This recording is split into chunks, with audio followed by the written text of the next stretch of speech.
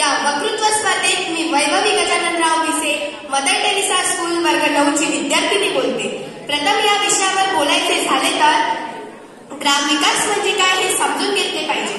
महाराज म्हणतात ग्रामविकास झाला की राष्ट्राचा विकास होईल, म्हणून गाव हा विश्वाचा नकाशा, गावावरून देशाची परीक्षा, गावभंगता अवदसा येई देशा।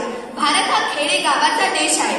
गावाचा विकास झाल्याशिवाय राष्ट्राचा विकास होणार नाही, म्हणून त्यासाठी आपल्याला गावची लोकांचा देवगुणेपणा, अंधश्रद्धा नाहीसा करावा लागेल।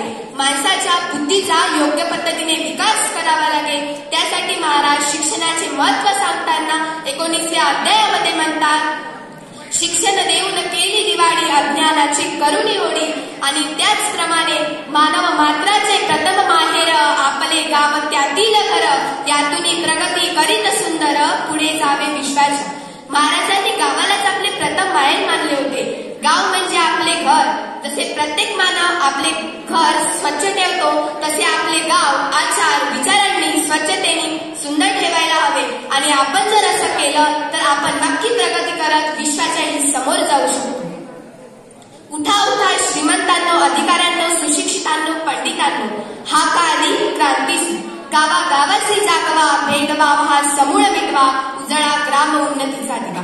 या 2 ओव्या वाचल्या तरी महाराजांची ग्राम कल्याणाविषयीची आर्त हा पूर्णपणे लक्षात येते। महाराजांनी अंधश्रद्धा निर्मूलन व जातीभेदाच्या निर्मूलनासाठी भजनाचा, कीर्तनाचा प्रभावीपणे वापर केला। महाराजांचा श्री संत तुकडोजी महाराज यांचा ग्रामसेवेच्या बाबतीत अधिकार खूपच मोठा आहे, हे मला शब्दातही सांगणार नाही। महाराजांच्या भजनाचे आकर्षण एवढे होते की ते ऐकायला हजारो गावकरी गोडावत असत। महाराजांनी जे राष्ट्रविकासाचं तत्वज्ञान सांगितले हे अत्यंत बेसिक लेवलवरच आहे। अनेक विचारवंतांनी सांगण्याचा प्रयत्न केला, पण त्यांना सांगता आला नाही। मी जबाबदारीनं बोलते। महाराज असं म्हणतात, राष्ट्र ही संकल्पना किंवा देश हा आम्हाला जर विकसित करायचा असेल तर त्या राष्ट्रामध्ये राहणाऱ्या माणसाच्या वर्तनाकडे पहिल्यांदा लक्ष दिलं पाहिजे।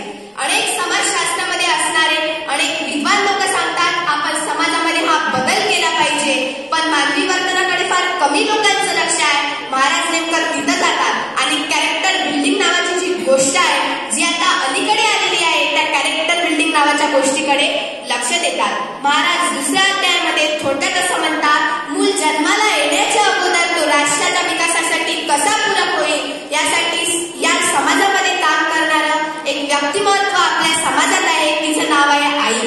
1 good mother better than 1000 school teacher.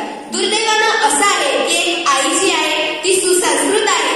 एका आईकडे जो संस्काराचा खजिना आहे, त्या संस्काराच्या खजिन्यातून ते राष्ट्रासाठी एका चांगल्या पुत्राला घडू शकते, पण याचा विसर तिला पडलेला आहे। म्हणून महाराज ग्रामगीते, ग्राम महिलोन्नती नावाचा अध्याय लिहितात आणि महिलांनी स्वतःची उन्नती कशी करावी आणि त्याच योगाने समाजातल्या सगळ्या लोकांच्या उन्नतीकरिता कसं सहाय्यभूत व्हावं याबद्दलच विवेचन करतात। मग महाराज म्हणतात 1 good mother better than 1000 school teacher. मग तिनं नेमकं काय केलं पाहिजे, तर महाराज म्हणतात, संस्कार दुष्परिणामकारी न पडावे आतील गर्भावरी, माता पित्याने सदाचारी राहावे न सद्वावे, न करावे असतील भाषण, न पहावे दृश्यहीन, न राहावे व्यसनाधीन, दुर्गुण अन्न न खावे, आहार विहार सात्विक, पूर्णगुणे उत्तम वाचन, झोपता जागता चिंतन, आदर्श महापुरुषांचे येथूनही जतन केले पाहिजे।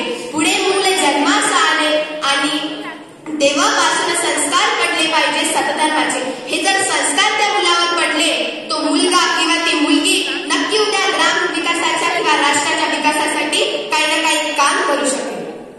महाराज एका विद्यालयात जातात आणि तिथे 8वी 10वीच्या वर्गामध्ये शिकत असणाऱ्या मुलांना विचारतात, कारण मुलांनो तुम्ही सिनेमे पाहता?